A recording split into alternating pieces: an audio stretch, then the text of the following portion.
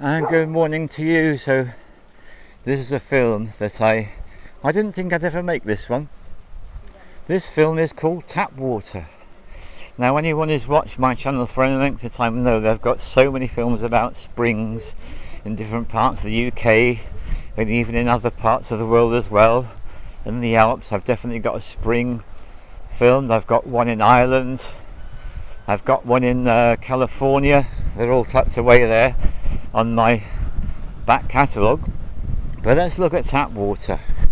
So the reasons why I don't like tap water and do everything I can to avoid it in my body, and preferably avoid it on my skin as well.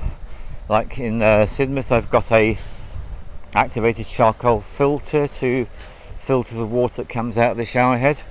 But in terms of, let's get real, let's get practical, tap water. Some tap water contains aluminium. That's toxic, enough said. Some water from the tap running through certain pipes will contain lead, cumulative poison. Enough said. Pretty much all tap water everywhere I ever go contains chlorine. Now chlorine is actually an antimicrobial. It's a substance which actually works as a very, very mild antibiotic. It tends to kill bacteria, and that's actually why it's in the water. It's in the water to kill what we call coliform bacteria, which includes things like Escherichia coli, people not commonly call it E. coli or Klebsiella aerogenes, and various other microbes. So that's why they put the chlorine in the water, because they don't want to actually make the water clean enough and actually remove all the bugs. They just want to kill them, because they're lazy, can't do a proper job. So that's the situation with your tap water. You've got your chlorine, you've got your heavy metals. Another one is fluoride. If you're unlucky enough to live in the Republic of Ireland, to the best of my knowledge, all the water in Ireland is fluoridated. Fluoride affects the pineal gland, which shuts off your psychic centres, which means that plant medicines are very much less likely to work for you, which means that you are really a bit up shit creek without a paddle in a barbed wire boat. Fluoride, really bad news. Loads of things you can do to research about fluoride in water. Very bad. There's particular parts of the UK where the water's fluoridated, and it's a horrible thing to say, but the places where fluoridation has been around for a long time, there's a loss of intelligence. It's blindingly obvious to those who bother to do any kind of research whatsoever. So that's a really big issue, isn't it? Loss of intelligence, loss of psychic connection. These are all prices people are paying for drinking fluoridated water. Right, we're at a particularly hectic part of the journey. It'll be over in a few seconds.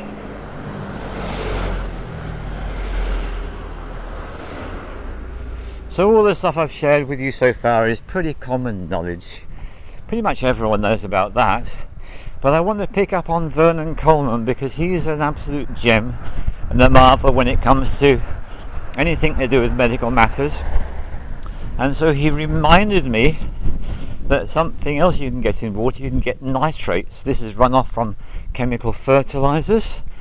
And where I used to live in Norfolk a long time ago, they used to make water filters, especially designed to filter out the nitrates from the chemical fertilizers. If you went to other parts of the country, you couldn't get these. Just in the places where there's lots of intensive agriculture going on could you get them. So now to the whole subject of water filters. Water filters will remove most of the chlorine. I'm not too sure about the fluoride.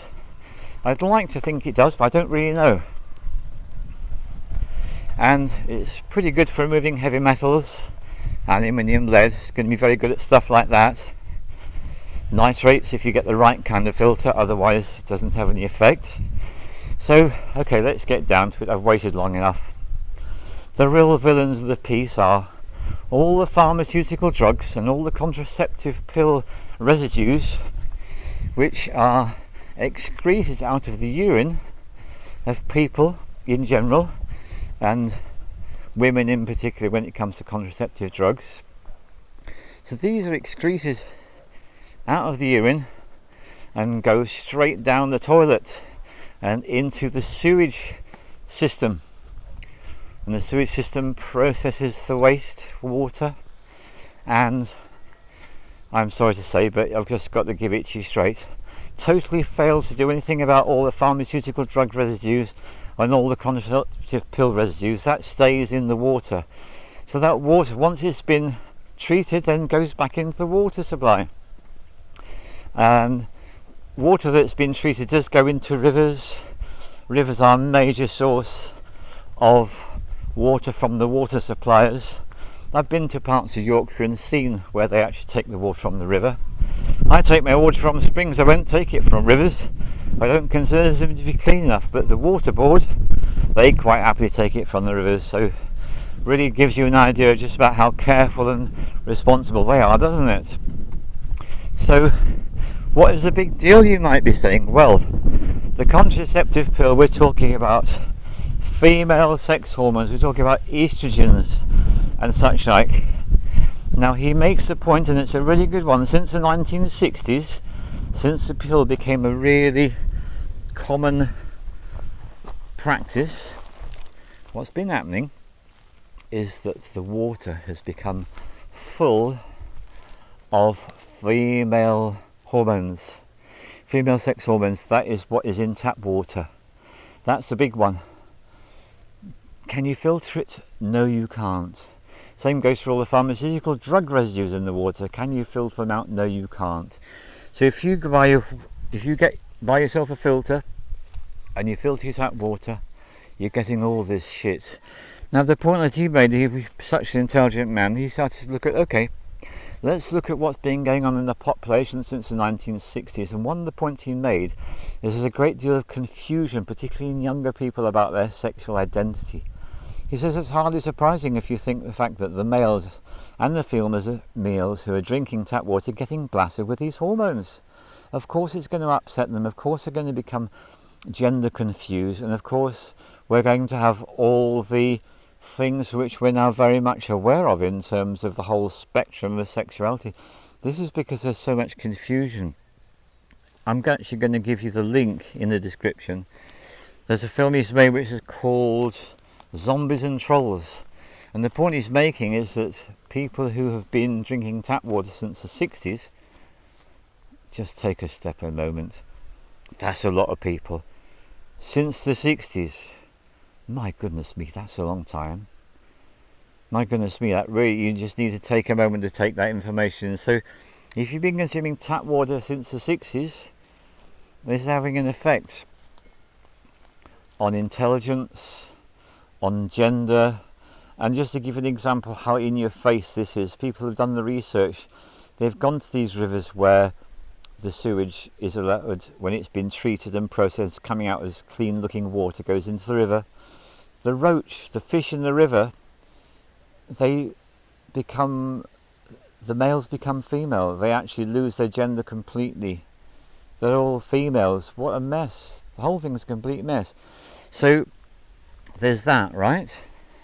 And then there's the pharmaceutical drugs. Well, there are so many of those. You think about the number of people that are on antidepressants and goodness knows what else. So this is why for many years I've been saying what you want to do is you want to go and get yourself some spring water. If at all possible, it's worth going to a massive effort to make sure that's what you drink.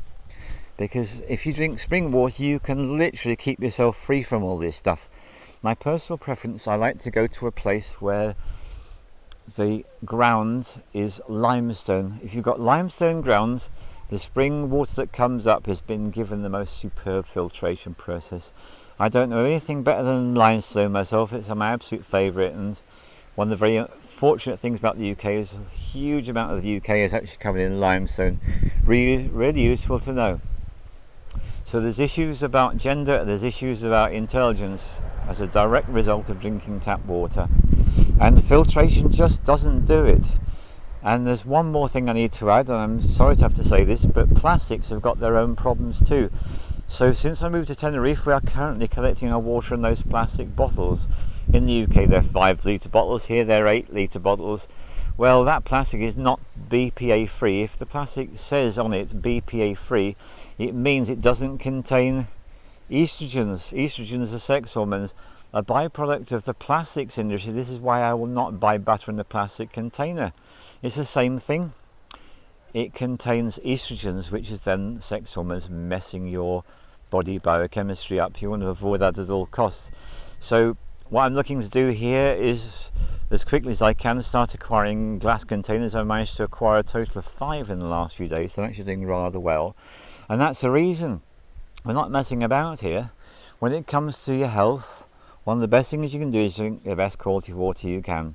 And if it comes in a plastic bottle, get it out of that plastic as soon as possible and get it into glass, which is totally safe.